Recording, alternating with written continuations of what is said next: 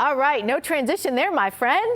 So on now to a great event coming up this month. It raises awareness for money, for research, for something I know you're very passionate about, Alzheimer's and dementia. So joining us now from the Giving Voice Foundation, Dr. Christian Gosvick. Good morning to you. Good morning, thanks for having me. What is Giving Voice?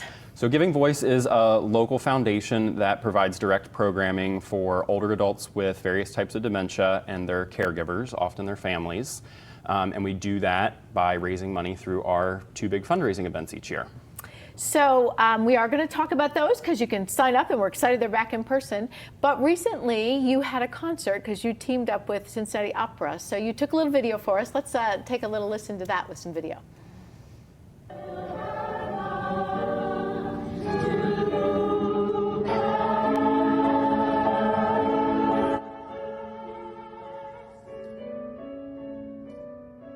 This is Creative Connections, which is a weekly direct program that we provide. So we've paired some form of artistic expression, so in this case music, with a movement facilitator. So this one was yoga, but we've done kind of dance classes and other things. And so the program puts those two things together each week and then pairs that with a support group for the caregivers. So really an opportunity for both the person living with the disease and their caregiver to engage in a meaningful way. You know, caregiver exhaustion in this pandemic has just, gone to whole new heights. They couldn't reach out for support, and so I know what you're doing is amazing. And remind me, you had a family member that you touched your life with this disease. So my great-grandfather had Alzheimer's, and I actually worked in the facility that he lived in, and so spent some time with him during his final years and really kind of opened my eyes to Alzheimer's and dementia in general. Yeah, and I know a lot of people ask me when they see you, your practice does help families with this. Tell us where you practice and a little bit about what you do. Yeah, so I do primary care with Hyde Park Family Medicine with the Christ Hospital.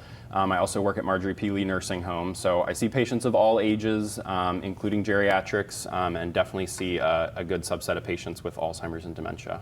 And what have you learned that the arts, like doing those things, brings to the families, but also the patients? So we've always said art, music specifically, movement, they're ways for people to engage that don't rely on them having immediate memories. And so they can draw on memories from the past, if it's music from in their past, and really sort of is pretty amazing to watch caregivers and their loved one engage over art or music or something that's kind of this common language for people. Yeah, we have heard that lots of times, you can't remember what you had for lunch, but you can remember that song from 20 years ago that was special for you for a number of reasons. Okay, so let's talk about how you raise money for this, because I think it's pretty amazing. You have something coming up called Mimosas for Memories. We have a graphic to tell people about it. What is it? What do you do? How do we come? So Mimosas for Memories is our big fundraiser in the spring. We've been doing it for 8 years now. We welcome folks down to the University Club. We do bottomless mimosas, brunch by the bite. We have a really cool magician coming this year, an interactive photo booth, silent auction. We raffle off a bottle of Pappy. So it's really a fun kind of big brunch time party on April 30th. People have a great time, and it raises us the money to do the programs. And I know you've been doing this a couple years. In the couple years, what have you raised, do you know? So we're over $150,000 total, but just this year we've already raised almost $60,000. So over the 8 years, we've really seen a kind of steady increase in the community support for what we're doing, and I think that's really exciting. I know that the Alzheimer's Foundations and others say without the grassroots efforts from people like you, they wouldn't have even some of the drugs now that delay some of this. So.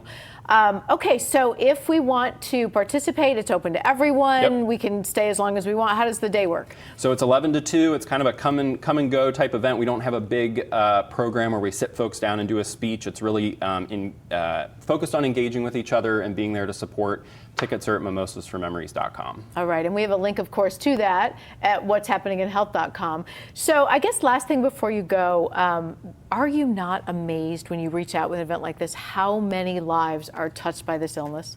I have not found a person that is not in some way connected to Alzheimer's and dementia. I think it is just so pervasive, and it touches the person with the disease, the caregiver, their family, their friends, their social network, and it's just got such a wide reach that I think it impacts a lot of people. Yeah, I do too. I know the Alzheimer's Foundation says about every 60 seconds there's a new diagnosis. Yep. And how tragic. I know you're working to try to fight that and prevent it and so much more. It has just been a pleasure to share your work in this community. Yep, thanks for having me. Thanks for being here today.